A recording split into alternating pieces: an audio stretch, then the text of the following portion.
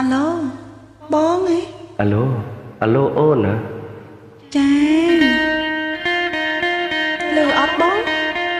Lư ta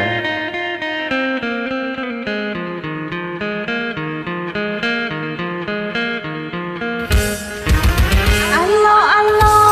លឺអូននិយាយទេបង Alo Alo នួនល្អមកលឺហើយបើ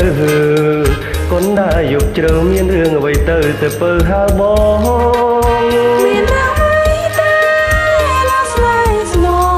ក្រៅពីសេចក្តីរលឹកបងណាស់គេងមិនលក់សោះស្រមៃស្រស់ស្រងថាបងហៅអូន បងហៅអូនមែនតែហៅទៅសូបន្ទេមែនណាមានស្នេហ៍តើបងសប្បាយយ៉ាងណាមេត្តាវិចារប្រាប់ស្រីផងសូបិនឃើញអូនក្នុងចិត្តហង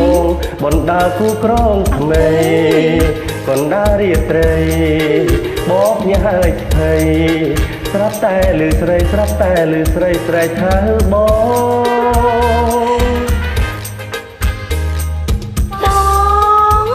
អាឡូបងកុំរវើរវាយពេកអូនមិនក្បត់ចិត្តបងទេ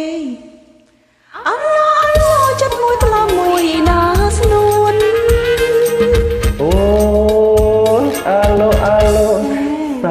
សាធុសូមបងអីធូកុំអួយតែបងទៅបិណ្ឌចង្រៃជាងទៀតអាឡូយកជ្រៅណាស់ហើយគេងវិញទៅអូអាឡូបាយនេះហើយណាបងអាឡូនួនឡងតែយើងជួបគ្នាជួបនៅទីណាណាប្រុងប្រឡងជួបក្បែរមកទឹក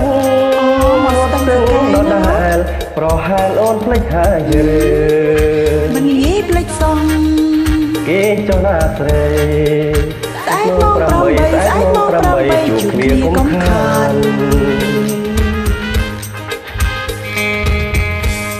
ឯងកុំចេះទៅរវើរវាយចឹងពេក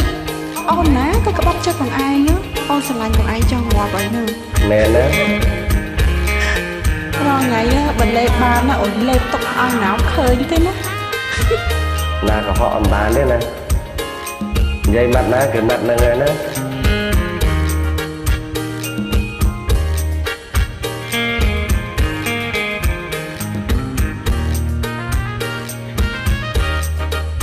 អាឡូបាយនេះហើយណាបងអាឡូនួនឡងស្អែកយើងជួបគ្នា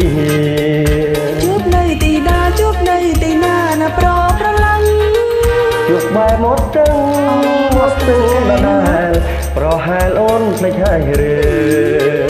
មិនងាយភ្លេចសោះគេចុះណាស្រីស្អែកមក8ជួបគ្នាកុំខានស្អែកមក8ជួបគ្នាណាបាយ